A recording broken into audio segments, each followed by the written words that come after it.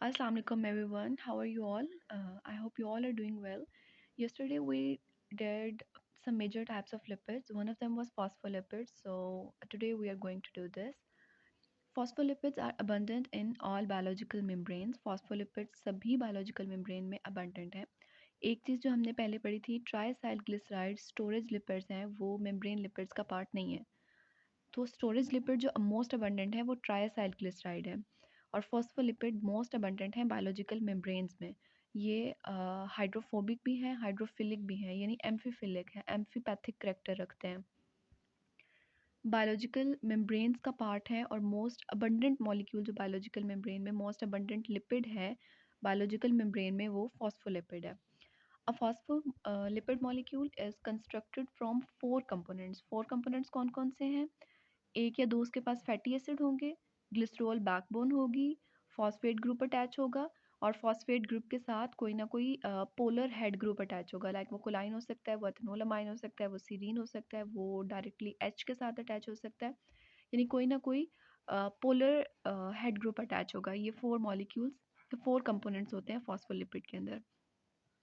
The fatty acid अच्छा जिस phospholipid के साथ या फॉस्फेट के साथ कोई भी पोलर हेड ग्रुप अटैच नहीं होता यानी जिसके तीन कंपोनेंट्स होते हैं उसको हम फोस्फाटिडेट कहते हैं. अच्छा the fatty acid components provide a hydrophobic barrier. Fatty acid hydrophobic है. हाइड्रोकार्बन चेन जो है वो हाइड्रोफोबिक करेक्टर प्रोवाइड करती है. अच्छा जो हाइड्रोफोबिक चेन है ना जितनी सॉरी हाइड्रोकार्बन चेन जितनी लॉन्ग होगी जितनी वो चेन बड़ी होगी उतनी उसकी हाइड्रोफोबिक करेक्टर उसका ज़्यादा होगा. The fatty acid components provide hydrophobic barrier whereas the remainder of the molecule has hydrophilic properties.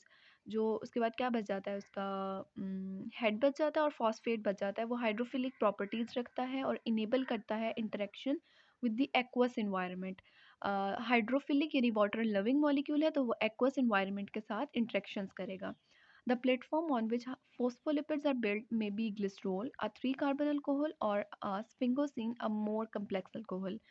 जिस पे फॉस्फोलिपिड बनेगा जो बैकबोन है जो प्लेटफॉर्म है वो क्या होगा ग्लिसरॉल हो सकता है या फिर स्फिंगोसिन हो सकता है. ग्लिसरॉल क्या है सिंपलेस्ट 3-कार्बन अल्कोहल है और स्फिंगोसिन एक मोर कम्प्लेक्स अल्कोहल है दोनों ही अल्कोहल. लिपिड से किस चीज़ से बनता है फैटी एसिड और अल्कोहल.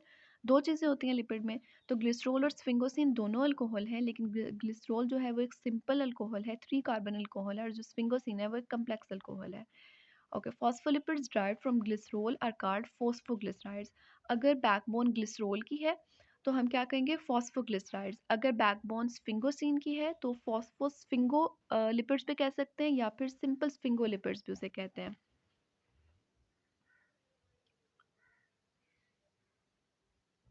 ये बना हुआ है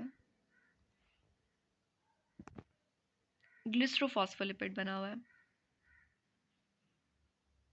ठीक है एक फैटी एसिड की चेन ये है एक फैटी एसिड की चेन ये है यानी डायसाइल ग्लिसराइड है. ये पाल्मिटिक एसिड है 16 कार्बन मॉलिक्यूल है और ये लिनोलिक एसिड है. ठीक है इसमें अनसैचुरेशन प्रेजेंट है.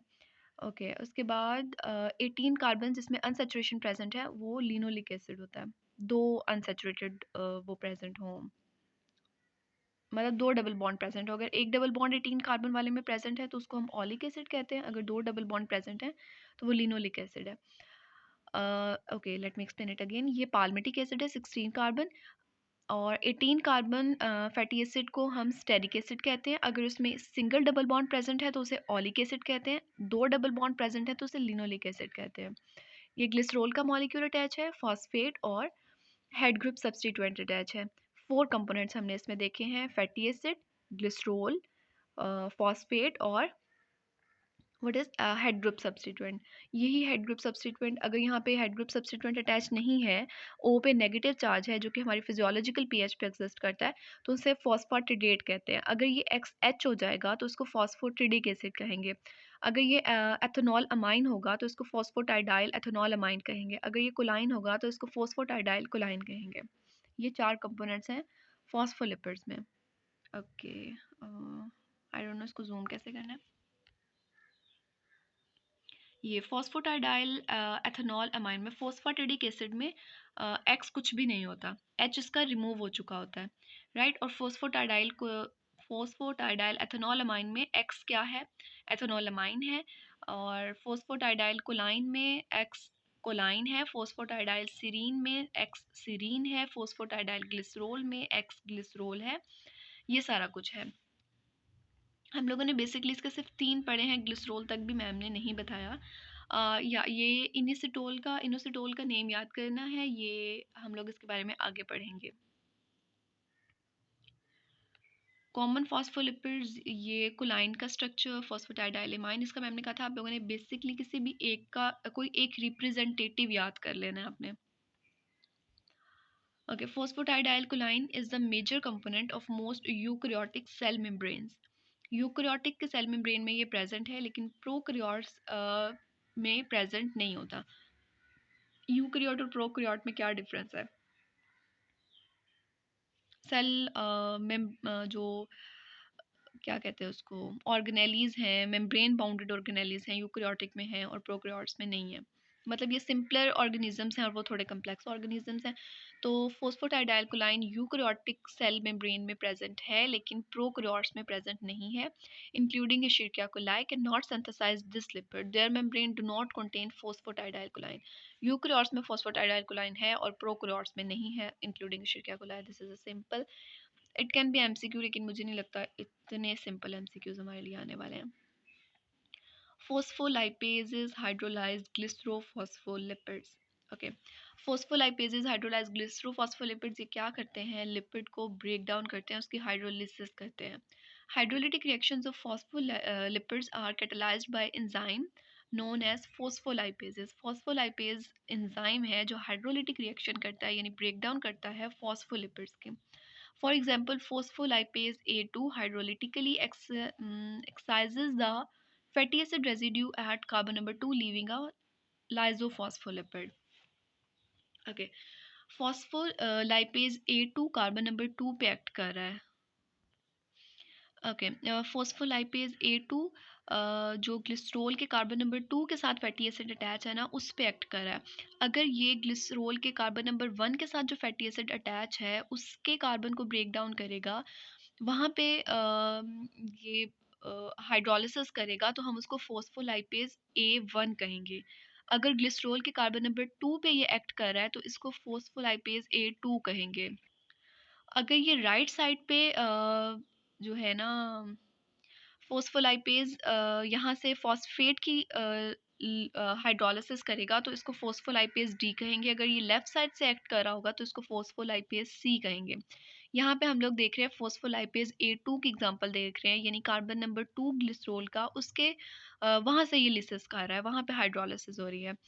ठीक है, ओके, इसने ये ब्रेक डाउन कर दिया, जो इसका फैटी एसिड था वो उतार दिया ग्लिसरोल से, ग्लिसरोल के साथ H अटैच हो गया, ये लिजोफॉस्फोलिपिड है। फैटी एसिड रिमूव कर दिया है, कट गया यहाँ से fatty acid. Okay, next is galactolipids and sulfolipids. Galactolipids, इसका हम लोग पीछे भी देख कर आए थे। ग्लेक्टोलिपिड की भी बैकबोन दो तरह से हो सकती है, या ग्लिसरोल की हो सकती है या फिर स्फिंगोसिन की हो सकती है। लेकिन जो स्फिंगोसिन की बैकबोन है वो एनिमल सिंथेसाइज कर सकते हैं, ह्यूमन सिंथेसाइज कर सकते हैं। ग्लिसरोल की बैकबोन वाले ग्लेक्टोलिपिड्स एनिमल्स और ह्यूमंस सिंथेसाइज नहीं कर सकते। ग्लिसरोल के बैकबोन वाले ग्लेक्टोलिपिड्स जो हैं वो प्लांट्स में प्रोड्यूस होते हैं। Glectolipids, they predominantly found in plant cells in which one or two galactose residues are connected by glycosidic linkage to carbon number 3 of 1,2-diacylglycerol. 1,2-diacylglycerol के तो समझ आती है कि ग्लिसरोल के साथ दो वो अटैच है, फैटी एसिड अटैच है कार्बन नंबर 1 और कार्बन नंबर 2 पे। कार्बन नंबर 3 के साथ ग्लैक्टोज रेजिड्यू अटैच हुआ है और उसने कौन सा बनाया? ग्लाइकोसिडिक लिंकेज बनाया। कोई भी शुगर कहीं पे भी कभी भी किसी के साथ भी बॉन्डिंग बनाएगी तो वो ग्लाइकोसिडिक लिंकेज ही बनाएगी। फैटी एसिड्स ने ग्लिसरॉल के साथ कौन सा बॉन्ड बनाया था? एस्टर बॉन्ड बनाया था। फैटी एसिड ने स्फिंगोसिन के साथ कौन सा बॉन्ड बनाया था? अमाइड बॉन्ड बनाया था। और जो है फॉस्फेट है उसने ग्लिसरॉल के साथ कौन सा बॉन्ड बनाया था? फॉस्फोडाइएस्टर बॉन्ड बना था। और जो कोई भी शुगर मॉलिक्यूल ग्लिसरॉल के साथ या सफिंगोसिन के साथ बॉन्ड बना रही है तो वो ग्लाइकोसिडिक बॉन्ड बना रही है। ठीक है। Galactolipids are localised in thylakoid membrane. Thylakoid membrane जो क्लोरोप्लास्ट के अंदर ग्रेना स्टैक होता है, उसके इर्द गिर्द जो मेम्ब्रेन होती है उसको थैलाकोइड मेम्ब्रेन कहते हैं। फोटोसिंथेसिस में ये यूज हो रही होती है। Okay, thylakoid membrane of chloroplast. Galactolipids are localised in the thylakoid membrane, जो इंटरनल मेम्ब्रेन है। एक तो क्लोरोप्लास्ट की अपनी आउटर मेम्ब्रेन है ना, उसके अंदर जो ग्रेना स्टैक हुए हुए हैं उन पे जो मेम्ब्रेन है वो थैलाकोइड मेम्ब्रेन है। They make up 70 to 80% of total membrane lipids of a vascular plant. Plant की 70 to 80%। ओके, जो वो हमने फॉस्फोलिपिड पढ़े थे, मोस्ट अबंडेंट फॉस्फोलिपिड्स थे, वो एनिमल्स में मोस्ट अबंडेंट फॉस्फोलिपिड हैं। और ग्लेक्टोलिपिड्स जो है ये मोस्ट अबंडेंट फॉस्फोलिपिड्स हैं, sorry most abundant membrane lipids हैं बायोस्फीयर। बायोस्फीयर में सबसे ज़्यादा प्लांट्स एग्जिस्ट करते हैं। They make up 70 to 80% of the biosphere में सिर्फ प्लांट्स एग्जिस्ट नहीं करते, लाइक तमाम जो प्रोक्रियोर्स, यूक्रियोर्स, माइक्रो ऑर्गेनिजम्स, प्लांट्स, एनिमल्स, हर चीज़ बायोस्फीयर में आ जाती है, लेकिन सबसे ज़्यादा अबंडेंट की बात हो रही है, सबसे ज़्यादा कौन सी चीज़ एग्जिस्ट करती है। तो मेजरली जो बायोस्फीयर के ऑर्गेनिजम्स हैं उनमें 70 to 80% टोटल मेम्ब्रेन लिपिड जो है वो क्या है, ग्लेक्टोलिपिड्स है प्लांट्स के अंदर। और एनिमल्स और ह्यूमंस के अंदर मेजर कौन सी चीज़ है, फॉस्फोलिपिड्स है। Sulfolipids, plant cell membranes also contain sulfolipids in which sulfonated glucose, ये ग्लूकोज का मॉलिक्यूल है, और कार्बन नंबर 6 के साथ सल्फेट अटैच हुआ हुआ है, SO3 अटैच हुआ हुआ है। ठीक है। Plant cell membranes also contain sulfolipids in which a sulfonated glucose residue is joined to diacyl glycerol in a glycosidic linkage. Glucose या लाइक कोई भी शुगर मॉलिक्यूल जब भी अटैच होगा तो वो ग्लाइकोसिडिक लिंकेज बनाएगा, और इस ग्लूकोज के साथ सल्फेट अटैच है, सल्फोनेट अटैच है। Sulphonate group bears a negative charge like that of phosphate group in phospholipid. जैसे फॉस्फोलिपिड्स में फॉस्फेट पे नेगेटिव चार्ज था, ऐसे ही सल्फोनेट पे भी नेगेटिव चार्ज है।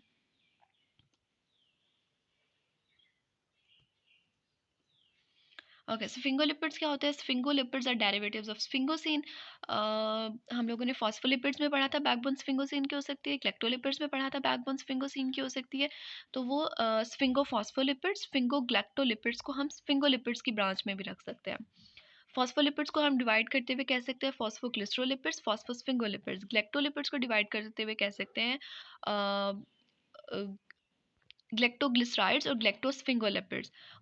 और ये जो ग्लेक्टोस्फिंगोलिपिड और फॉस्फोस्फिंगोलिपिड है, इसको हम अलग से स्फिंगोलिपिड्स की क्लास में भी रख सकते हैं। Sphingolipids are derivatives of sphingosine, और स्फिंगोसिन क्या है? Carbon number 18 amino alcohol molecule है। Sphingolipids are derivative of C18 amino alcohol sphingosine. एक अमाइनो अल्कोहल है, यहाँ पे हम लोगों ने पढ़ा था कि जब फैटी एसिड स्फिंगोसिन के साथ बॉन्ड बनाता है तो वो कौन सा बॉन्ड बनाता है? वो अमाइड बॉन्ड बनाता है। और हमने इसका स्ट्रक्चर भी देखा था, let me revise it for you. ये देखो, यहाँ पे जो ये बॉन्ड बन रहा है ये अमाइड बॉन्ड बन रहा है। ये 18 कार्बन अमाइनो कंटेनिंग अल्कोहल है। जो स्फिंगोसिन है वो 18 कार्बन अमाइनो कंटेनिंग अल्कोहल है, और जब ये फैटी एसिड के साथ बॉन्ड बनाता है तो ये अमाइड बॉन्ड बनाता है। ओके, ये हो गया। They have a polar head group and two non polar tails but they contain no glycerol. Obviously backbone sphingosine की है, वो एक अल्कोहल है, इसमें कोई ग्लिसरॉल प्रेजेंट नहीं होता। ठीक है।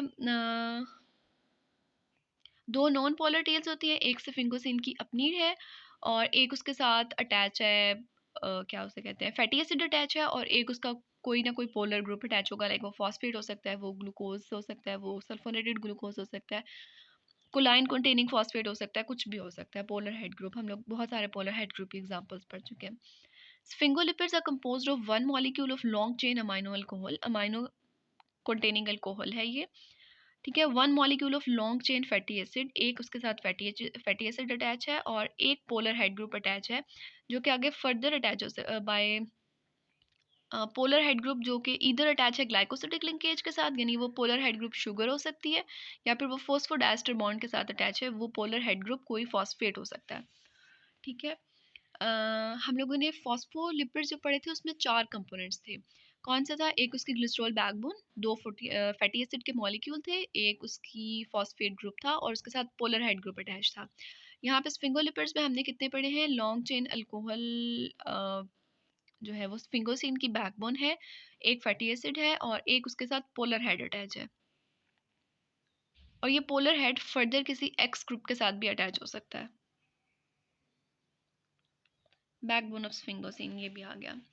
Okay, this is called ceramide. Ceramide is a structural parent of all sphingolipids. When a fatty acid is attached in amide linkage to NH2 group, fatty acid is attached in a amide linkage to NH2 group of carbon number 2.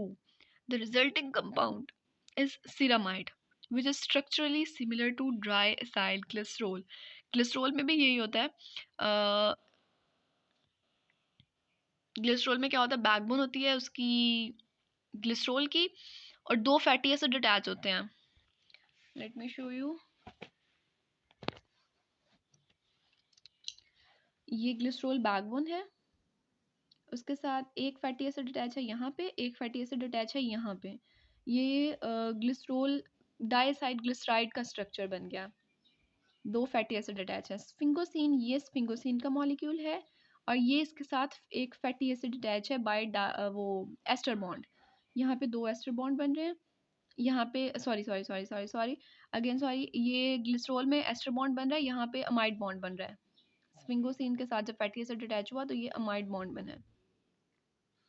ठीक है, they are similar in structure, diacyl glycerol और sphingosine जो fatty acid के साथ attach हुआ, इसको हम ceramide कहते हैं। ये डायसाइल ग्लिसरॉल है, di, I don't know spelling सही है या नहीं, पता नहीं क्या, डायसाइल ग्लिसरॉल। ठीक है, और ये जो स्फिंगोसिन के साथ फैटी एसिड अटैच हो गया, अभी कोई पोलर ग्रुप अटैच नहीं हुआ यहाँ पे, तो हम इस बैकबोन को क्या कहेंगे, सीरामाइड।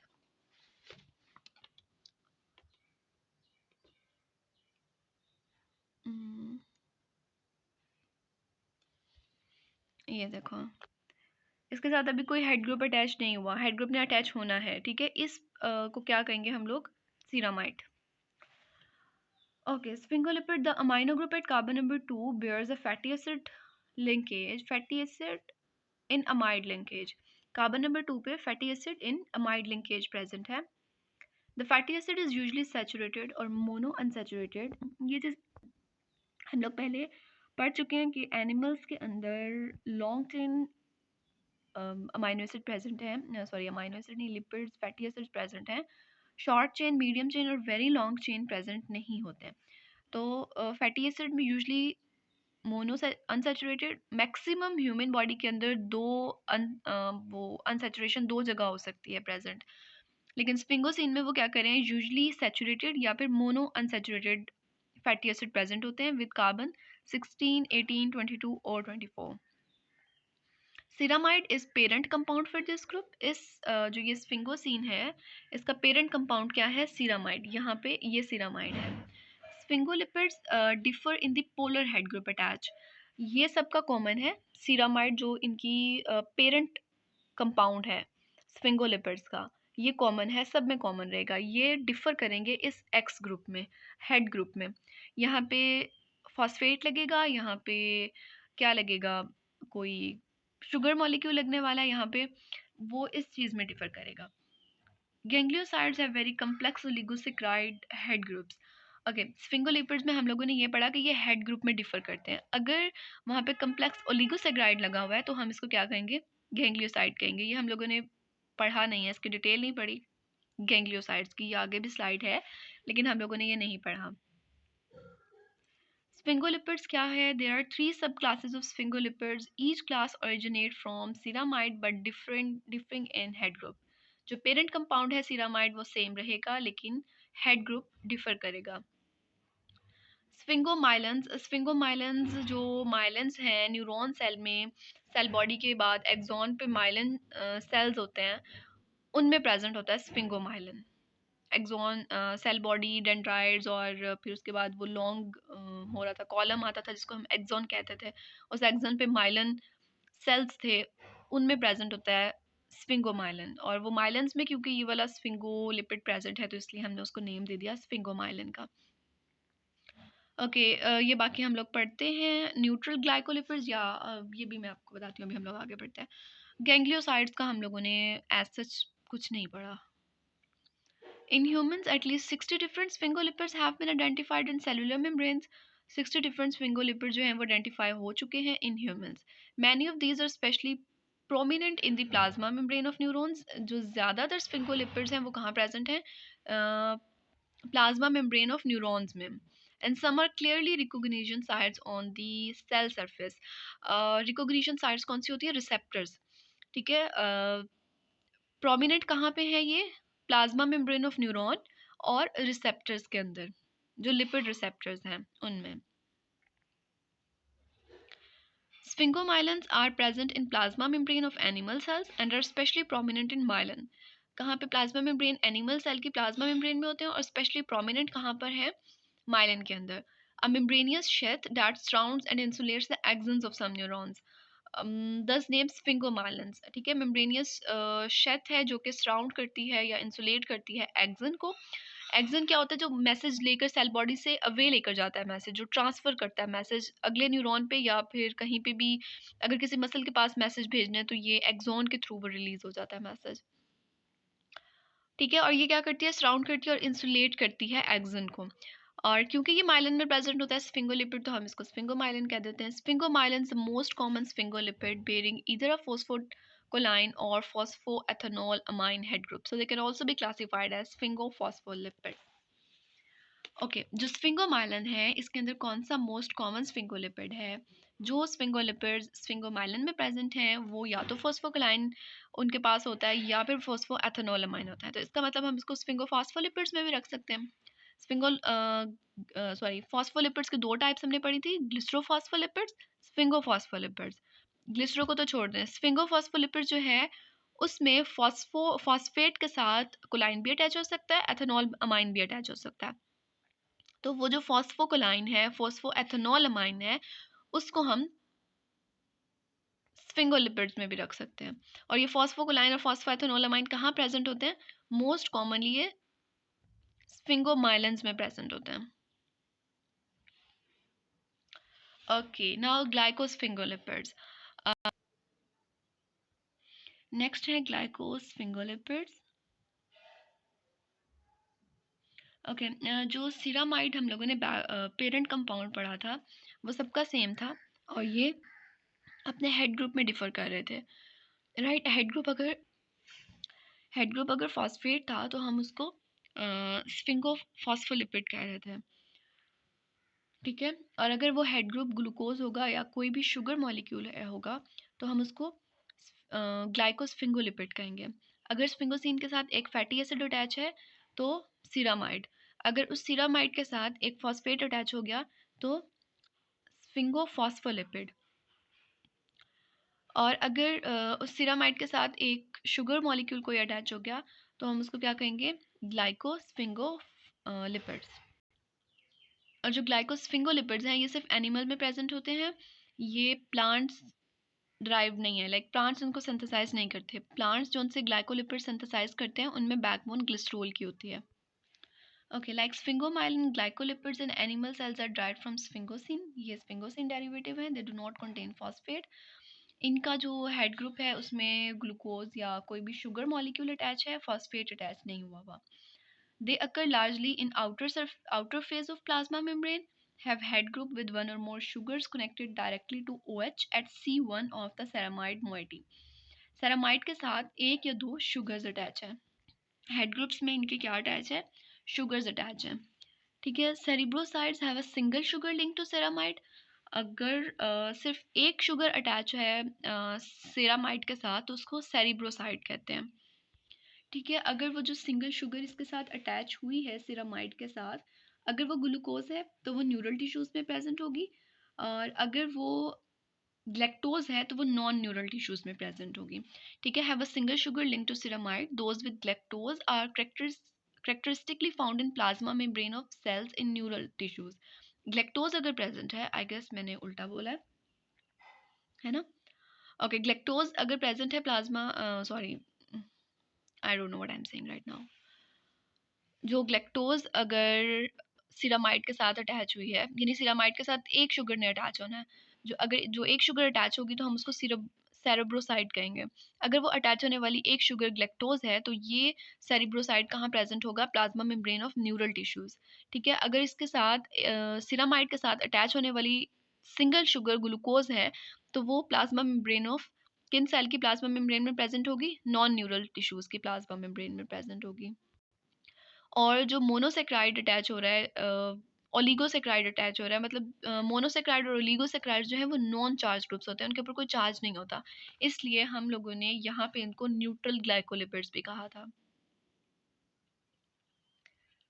उसके बाद आ जाते हैं ग्लाइकोस्फिंगोलिपिड्स की ग्लोबोसाइड्स। ओके, ग्लोबोसाइड्स में क्या होता है कि ग्लाइकोस्फिंगोलिपिड्स के साथ वन और टू और मोर शुगर्स अटैच होती हैं। अगर एक शुगर अटैच होगी तो सेरिब्रोसाइड, अगर टू और मोर शुगर्स अटैच होंगी तो ग्लोबोसाइड। यूजुअली इसमें कौन सी शुगर्स अटैच होती हैं? डी ग्लूकोज, डी ग्लैक्टोज और एन एसिटाइल ग्लैक्टोजामाइन। सेरिब्रोसाइड्स और ग्लोबोसाइड्स जो हैं वो न्यूट्रल लिपिड्स हैं, न्यूट्रल ग्लाइकोलिपिड्स हैं, as they have no charge at pH 7। PH 7 पे मोनोसेक्राइड्स और इसके साथ जो ओलिगोसेक्राइड अटैच हो रहे हैं, सॉरी, सेरिब्रोसाइड्स में मोनोसेक्राइड्स हैं और ग्लोबोसाइड्स में मोनोसेक्राइड और ओलिगोसेक्राइड्स के ऊपर कोई चार्ज नहीं होता और वो इनके साथ अटैच होते हैं, तो उन पे कोई चार्ज नहीं है, so they are called neutral lipids. Gangliosides, they are the most complex sphingolipids. They have oligosaccharide as their polar head group and one or more residues of N-acetyl neuraminic acid, as salic acid, or simply called sialic acid at the termini, यानी इनके and पे sialic acid होता है या फिर N acetyl न्यूरामिनिक acid attach होता है। Sialic acid gives gangliosides the negative charge at pH 7, जो हमारी फिजियोलॉजिकल पीएच है इसके इस पर सियालिक एसिड गैंग्लियोसाइड्स को नेगेटिव चार्ज देता है। अभी तक जो हम लोगों ने ऊपर पढ़ी थी, क्या पढ़ा था? सेरिब्रोसाइड और ग्लोबोसाइड्स। सेरिब्रोसाइड्स और ग्लोबोसाइड्स न्यूट्रल ग्लाइकोलिपिड्स थे क्योंकि इनके साथ जो मोनोसेक्राइड और ओलिगोसेक्राइड अटैच हो रहे हैं उन पे कोई चार्ज प्रेजेंट नहीं है। एट फिजियोलॉजिकल पीएच पे कोई भी चार्ज उन पे प्रेजेंट नहीं होता। ठीक है, गैंग्लियोसाइड के साथ ओलिगोसेक्राइड अटैच हो रहे हैं। ओलिगोसेक्राइड इटसेल्फ कोई चार्ज बेयर नहीं करता, लेकिन इस गैंग्लियोसाइड्स में जो ओलिगोसेक्राइड प्रेजेंट है उनके जो पोलर हेड ग्रुप है उस पे कोई ना कोई चार्ज रेजिड्यू अटैच होता है। वो एन एसिटाइल न्यूरामिनिक एसिड हो सकता है, वो सैलिक एसिड हो सकता है। ठीक है, सैलिक एसिड पीएच 7 पे यानी फिजियोलॉजिकल पीएच पे गैंग्लियोसाइड्स को नेगेटिव चार्ज देता है। Gangliosides with one sialic acid residue are in the GM, वो मोनोसेक्राइड यानी ग्लूको यानी ग्लाइकोलिपिड्स की ग्लैक्टोलिपिड्स की इस क्लास में मोनोसेक्राइड अटैच होगा। एक सियालिक एसिड है तो एक मोनोसेक्राइड अटैच होगा, और अगर दो सियालिक एसिड अटैच हैं तो वो जीडी यानी डाई सीरीज उसको कहेंगे। ठीक है, अगर उसके साथ जो क्या उसको कहते हैं, बैकबोन है इसकी, बैकबोन तो सेम है ना, या तो स्फिंगोसिन के साथ एक फैटी एसिड अटैच होगा या ग्लिसरॉल के साथ दो फैटी एसिड अटैच होंगे। जो कार्बन नंबर 3 है वहाँ पे ग्लूकोज लगना है। ठीक है, अब अगर वो ग्लूकोज कह रही हूँ शुगर लगनी है, अगर वो शुगर मोनोसेक्राइड है तो और उसके साथ एक सियालिक एसिड है तो वो जीएम सीरीज होगी। अगर वो शुगर अटैच हुई है वो डाइसेक्राइड है और उसके पास दो सियालिक एसिड्स हैं तो उसे क्या कहेंगे? जीडी सीरीज कहेंगे। अच्छा, और जो आर ग्रुप के अंदर, आर ग्रुप में ग्लूकोज कंटेनिंग लिपिड्स और शुगर कंटेनिंग लिपिड्स जो प्रेजेंट हैं वो डिसाइड करते हैं ब्लड ग्रुप। ठीक है, शॉर्ट चेन शुगर्स होती हैं, 3 कार्बन या 4 कार्बन या 6 कार्बन शुगर्स होती हैं। ठीक है, और ये डिसाइड करती हैं ब्लड ग्रुप को। सिंपली कार्बोहाइड्रेट की अरेंजमेंट, मतलब वो डिफरेंट अरेंजमेंट्स उनकी कार्बोहाइड्रेट की वो डिसाइड करती हैं कि ब्लड ग्रुप क्या होगा। इसका मैम ने कहा था ये आप लोग खुद रीड करेंगे, ये बहुत इंटरेस्टिंग है और इसको आप लोगों ने खुद रीड करना है कि किस तरह से ये वो नहीं है, एग्जाम पॉइंट ऑफ व्यू से नहीं है, या आप लोग अपने नॉलेज के लिए अगर रीड करना चाहते हैं तो आप कर सकते हैं कि किस तरह कार्बोहाइड्रेट की डिफरेंट अरेंजमेंट डिसाइड करती है कि ब्लड ग्रुप कौन सा होगा। नेक्स्ट मूव करते हैं, गैंग्लियोसाइड ये स्ट्रक्चर बने हुए हैं, कोई भी एक रिप्रेजेंटेटिव हम लोगों ने याद करना है। दिस इज अगेन ग्लेक्टोसाइलसिरामाइड बना हुआ है।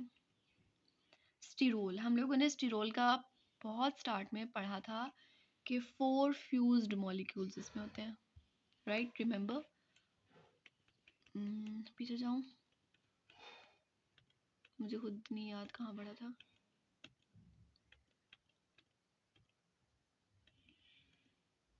ये compound characterized by rigid system of four fused hydrocarbon rings। Four fused hydrocarbon rings होती हैं स्टिरोल के अंदर।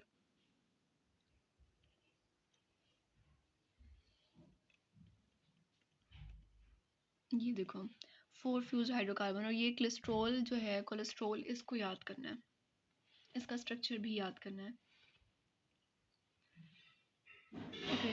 Cholesterol is a major component of animal plasma membrane.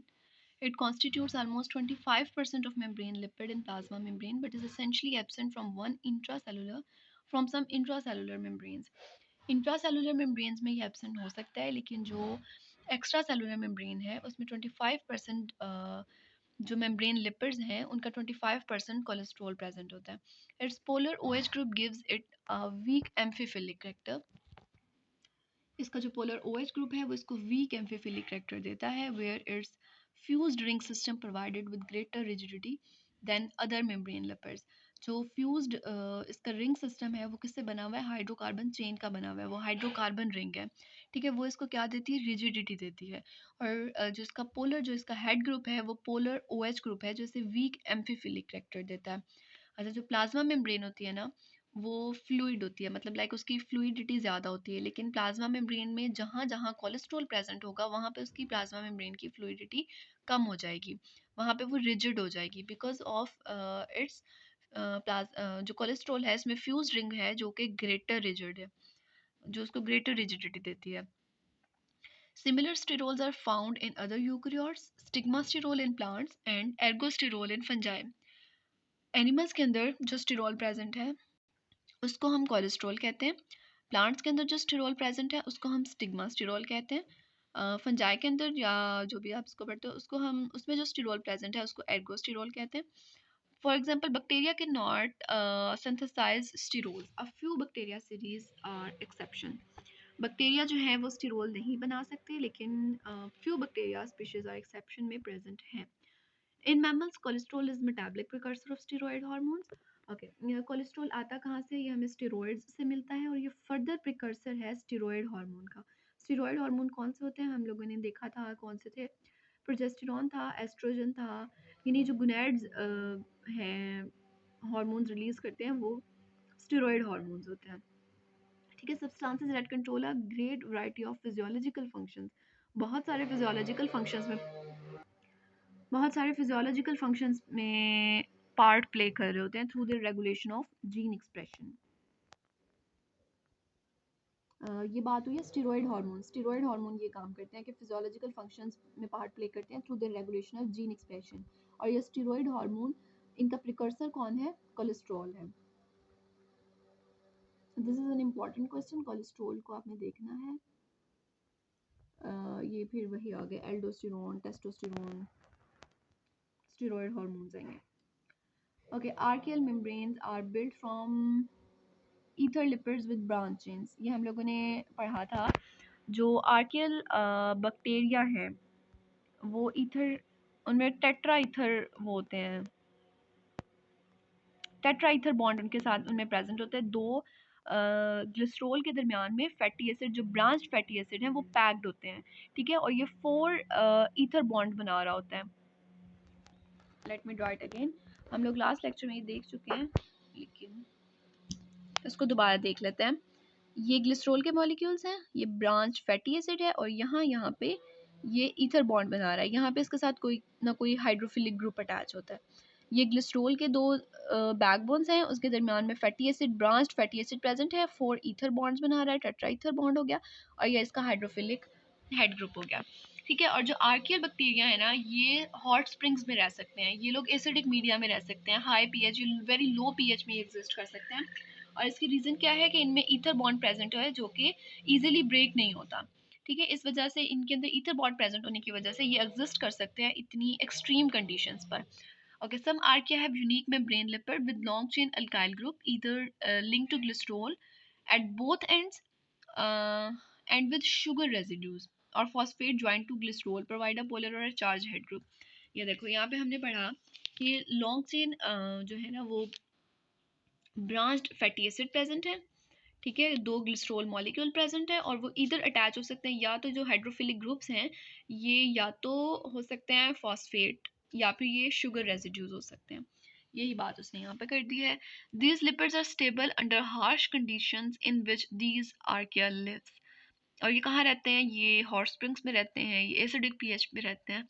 और इन हार्श कंडीशंस में ये क्यों एग्जिस्ट कर सकते हैं, क्योंकि इनके पास जो लिपिड्स हैं उनमें ईथर बॉन्ड होता है, और ईथर बॉन्ड इजीली ब्रेकेबल नहीं होता। The membranes of archaea differ in composition from those of eukaryotes or bacteria in important ways. Differ करती है ये यूकरियोट और बैक्टीरिया की मेम्ब्रेन कंपोजिशन से। Non polar chains are joint to glycerol backbone by ether rather than ester linkage, ester linkage. ठीक है, यहाँ पे जो नॉन पोलर चेन्स हैं वो अटैच हो रही हैं। नॉन पोलर कौन सी चेन्स हैं, फैटी एसिड, ये नॉन पोलर है, हाइड्रोफोबिक है, ठीक है, ये अटैच हो रही है ग्लिसरॉल के साथ by ether rather than ester. मतलब यहाँ पे एस्टर बॉन्ड नहीं बन रहा, यहाँ पे ईथर बॉन्ड बन रहा है। The ether linkage is more resistant to hydrolysis. Ether linkage hydrolysis को रेजिस्ट करता है, यानी इजीली ब्रेक नहीं होता।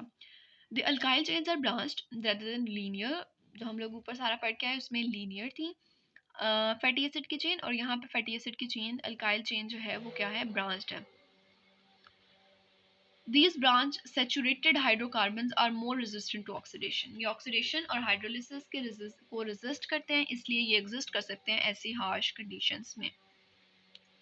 या दिस इज ये बना हुआ है, वो लिपिड बना हुआ है जो कि आर्कियल बैक्टीरिया की मेम्ब्रेन में प्रेजेंट होता है। ग्लिसरॉल मॉलिक्यूल ये यहाँ से ये ग्लूकोज के साथ सॉरी शुगर मॉलिक्यूल के साथ, शुगर रेजिड्यू के साथ अटैच है। यहाँ पर ये ग्लिसरोफॉस्फेट मॉलिक्यूल के साथ अटैच है, और ये ब्रांच्ड है, ये ब्रांचेस हैं। सी ये ब्रांच, ये ब्रांच, ये ब्रांच, ये ब्रांचेस हैं। ये लॉन्ग चेन है अल्काइल मॉलिक्यूल की, मोनोसेचुरेटेड है और ब्रांच्ड है। ठीक हो गया? So yeah, that's an Allah Hafiz. Oh yeah, don't forget to like, comment, share, subscribe and all that. Please share भी ज़रूर कर दें, like, comment, और ये तो मुझे मिल रहे हैं। Thank you so much for your support also. Allah Hafiz.